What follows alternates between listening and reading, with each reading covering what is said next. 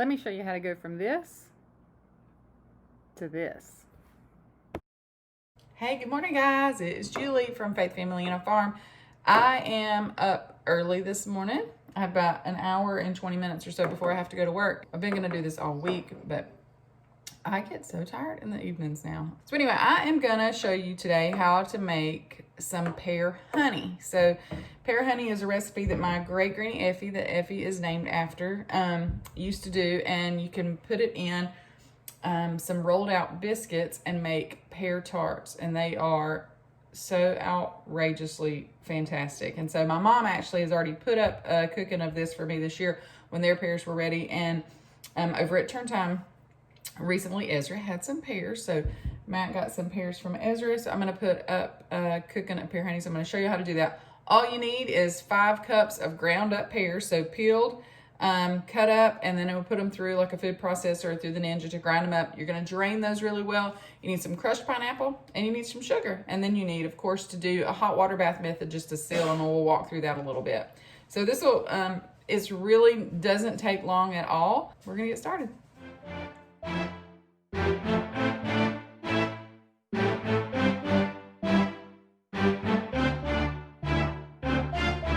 Okay, I'm not quite sure if this is enough, but I'm gonna go ahead and I'm gonna wash these off first since we used our knife to cut the outside and then cut them into chunks.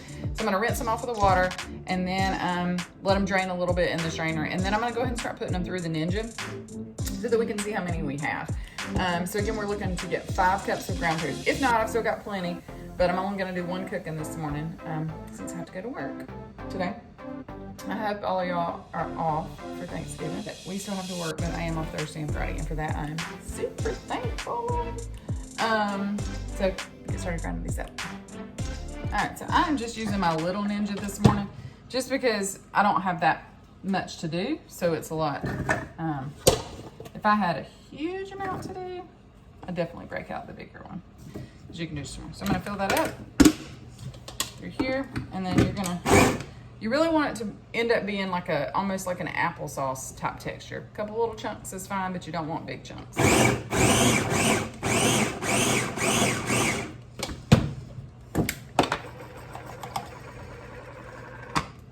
So you can see how this is really fine like that. I'll try to kind of measure as I go, so.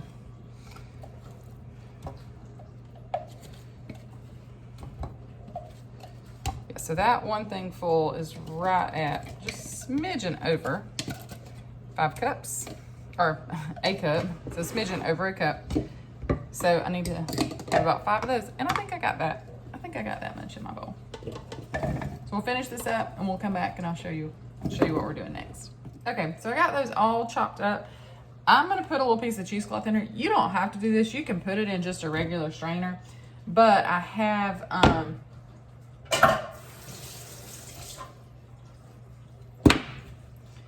But I had some cheesecloth close by, so I thought that might be easier to use to drain it, because you want to strain a lot of this juice off of it. Okay, don't worry if your pears start to discolor a little bit.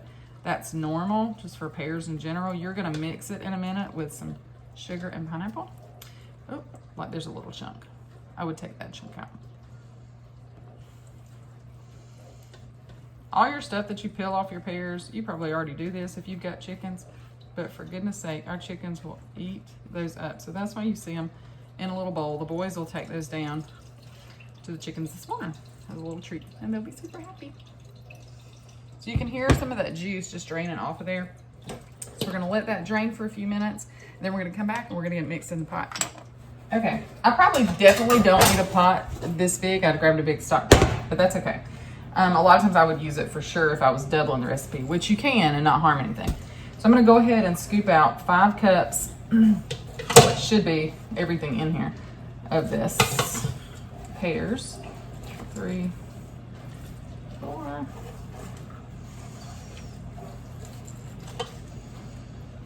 5. And if y'all know anything about me yet, you know I ain't gonna let this little bit of stuff go to waste right here. We're gonna just drop that right in, probably about 5.5. I might throw in a little extra spoonful of pineapple, an extra spoonful of sugar. Now you've got a can of crushed pineapple, just in the juice. You do not drain the pineapple.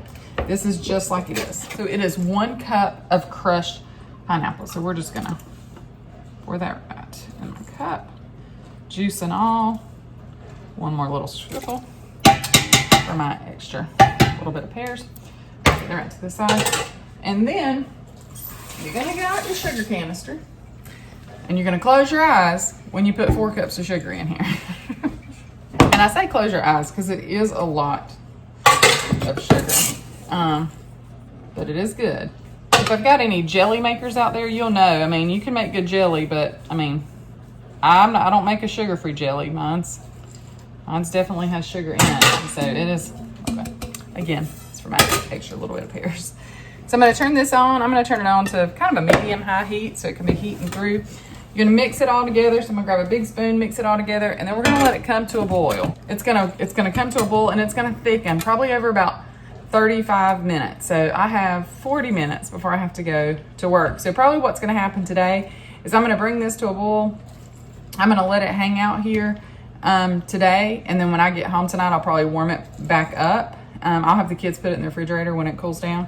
And then when I get home tonight, we'll finish this up and we'll get it in our jars. I've got jars already washed, and I'll show you how to do that. And we'll fry up some pear tarts. And you'll see how yummy. And if you don't have pears, you're going to be searching for some after this. As it heats up, some of that sugar will melt, and you'll see it'll become much more like an applesauce consistency. All right, so you see it's not quite thick enough yet. It's still kind of juicy. You really want it thick, so I'm gonna let it's just gonna simmer. I turned it down to low. I'm gonna go get dressed for work. Hey, good morning, guys. So it is Wednesday morning before Thanksgiving. I got up to finish this pear honey. Thought I would finish it yesterday evening. It just didn't happen. So I'm just gonna show you. This was refrigerated yesterday. Got up this morning, took it out, and I put it back on the stove just to start simmering. So you can see how it's so much thicker than it was originally. And that's kind of what it's supposed to be, is almost the consistency of like applesauce. So you can see. So good. So I'm just letting that heat all the way through. Meanwhile, I'm going to show you, I guess you can do several different things with this pear honey. You can be creative and do whatever you want. But I'm going to show you what we do.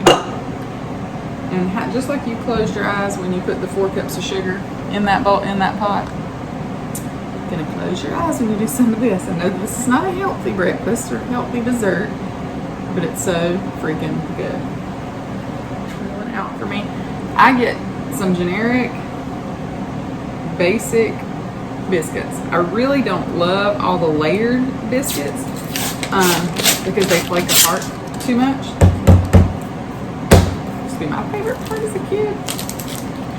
So we're just gonna peel those out.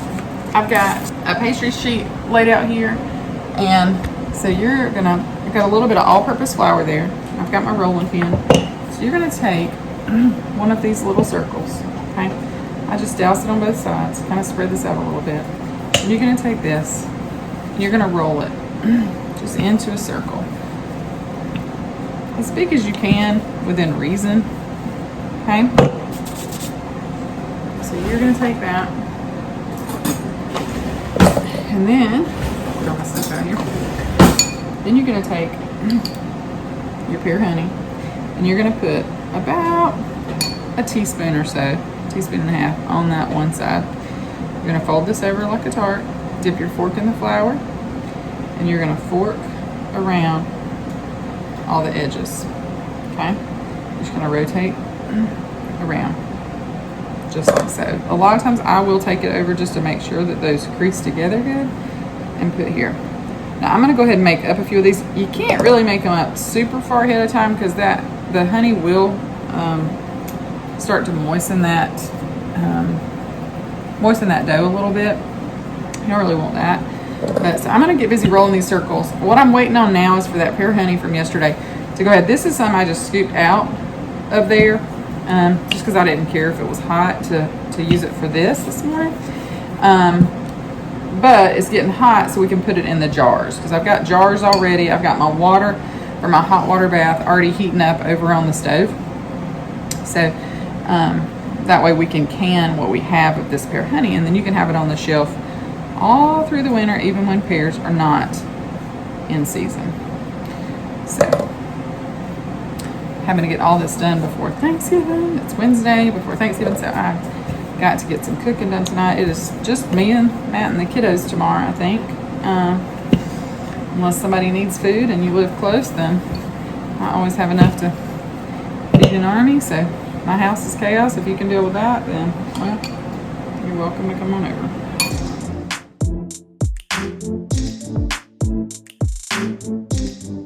Okay, so this is pretty much heated through, but I'm going to go ahead and fry these up just so they don't sit a long time.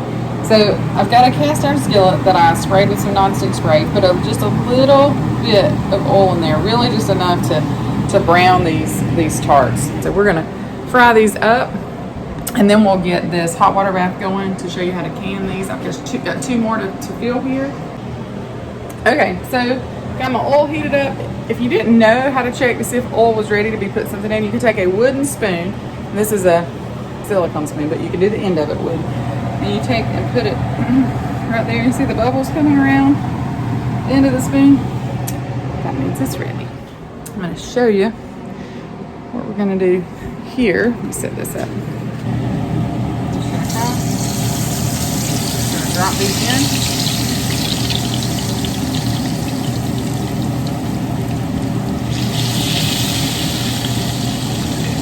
So maybe I can just do 2 batches.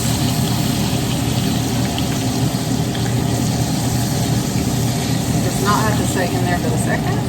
Just to brown both sides. That one. This one's probably almost ready. There you go. Brown on that side a little bit. We'll turn it back over. And just put them on. Back over for a second. I'm going to put them on some paper towels to drain. And by now, get the second batch to go in there. One more step to these.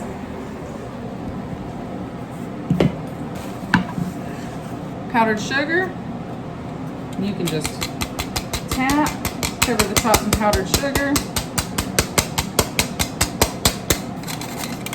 Or if you like Effie, double dose. And then you've got fantastic pear tarts. So I'll wake the kids up in a minute and they can have those. I'm going to fry this other thing up. I'll be right back with you. How is it, Effie? I'm just tired. Effie seemed to want to add a little more powdered sugar to hers. Normally for canning stuff, I would get out my little jar thing to help protect the edges of the jars on stuff. I'm going to wipe them off anyway. Because this does not make a huge batch, I just grabbed a measuring cup and I'm just going to fill up my jars. Okay, so I've got all my jars full, and then you're going to take that wet paper towel, just like in my other canning videos, and you're just going to go around the rim of all these jars, just getting all the excess or anything sticky off the top. Now you've got your lids that have been boiling in the water, so you're going to take those and hold those right in here. So I had 5 cups of pears, a cup of pineapple, and 4 cups of sugar, and it made 6, this would be 7 small jars, but I didn't have another small jar laid out, plus what I just used to make the pear tarts. So you probably almost get 8 jars, I would say, out of it. So you're going to tighten all the lids up. Just to hand tighten. You're not trying to fry them on there where Thor can't get off. Then I've got my hot water bath, so I'm going to set these in there. A lot of times I will certainly get out my big pot with my rack in it. For this, I just didn't want to drag it all out, so I didn't get that big thing out. I'm just going to put them right in here. So all the tops of the jars are completely covered up with water. I'm going to set my timer for 10 minutes, and when they're done, we'll get them out and let them cool off. So timer will off. Turn the heat off. I'm going to take and put them on a jar lifter, put them on a dry towel next to it. And then over the next little bit, it should start popping and sealing, wave on the top, store them away for pear tarts when you want them. So this was just a super quick video just to show you how to do this. If you haven't subscribed, please subscribe and come over and follow us along. Got some fun farm stuff coming up. We got our remodel that we're working on.